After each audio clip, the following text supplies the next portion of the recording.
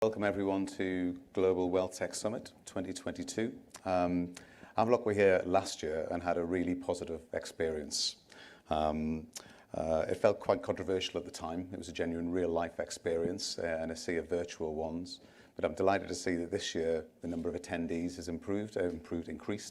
I'm sure the caliber hasn't improved at all. I'm sure it's just as good as last year. We have an agenda jam-packed with insight, debate, challenge, and we're proud to be one of the lead sponsors of this event. Thank you to the panel earlier for an interesting exchange of views. And I'm both humbled and proud to be in this esteemed company and delivering the keynote presentation.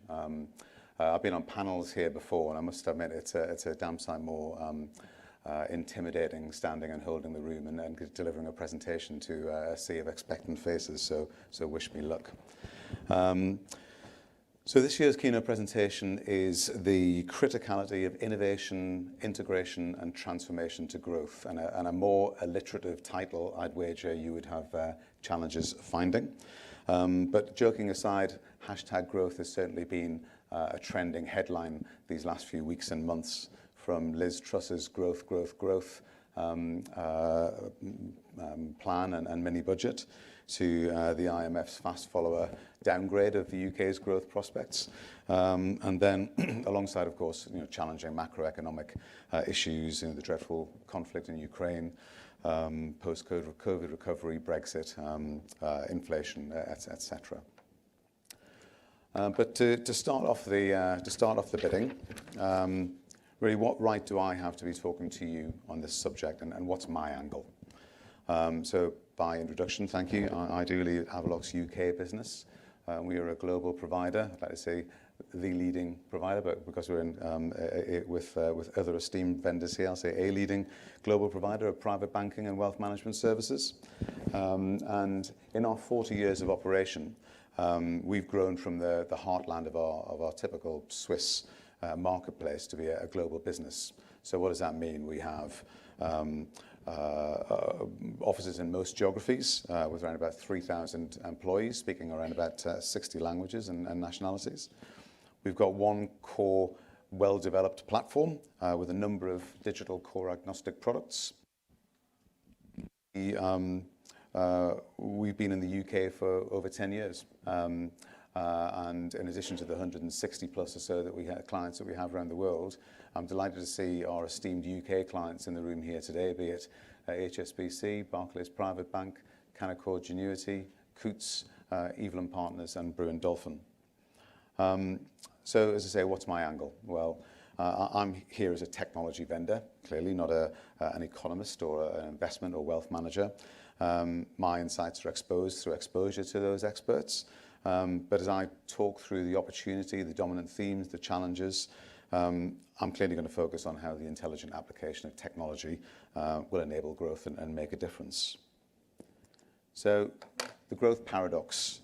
With apologies to economists in the room, I've always liked Sir David Attenborough's quote that anyone who thinks you can have infinite growth in a finite system is either a madman or an economist. Although these days I think you may be labelled as a member of the anti-growth coalition for such heresy. An account of you, of course, is provided by the US writer and author William S. Burroughs, so definitely not a coalition member, given that quote, when you stop growing, you start dying.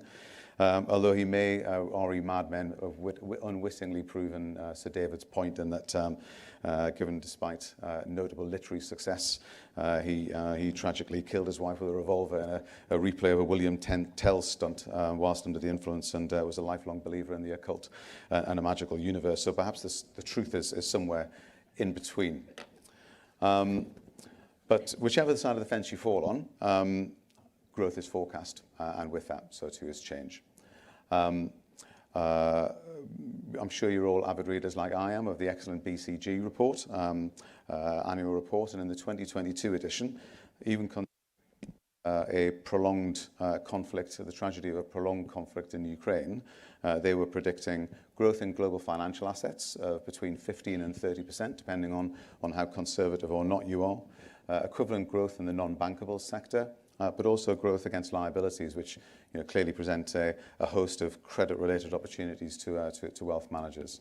And I noticed a spelling mistake in the strap line. It should be 2 O's in 2, which makes me think that perhaps the most recent version of this deck has not been uploaded, but I'll work with that. So anyway, in terms of growth, so far so good. However, a global study commissioned by Avaloq found reasons for concern as well as reasons for cheer. So positively, we have 17% of those that we surveyed that already have a financial advisor, and 22% plan to work with a financial advisor. However, less positively, around a third of those who currently have a financial advisor were planning or open to switching. And the reasons for switching were clear. It was in the quantitative realm, so cost versus return. It was based on communication, so advisors who are non-discursive, unclear in their messages, and infrequent in their communications are going to have challenges. And also propositional, so advisors that are reluctant or resistant to adapt to new technologies are also going to have problems. So clearly wealth managers have got their work cut out for them, not just in terms of winning new mandates, but also in retaining the ones that they have. So being mindful of Sir David's comments regarding infinite growth in a finite system, it does seem a fair assumption, given the forecasts around growth, that there exists untapped value that can be realized. I mean, not surprisingly, as a technology vendor, I'm going to tell you technology has a part to play. But without pulling that lever just yet, my hypothesis is that there is a tight virtuous circle of innovation, integration, and transformation that, enablement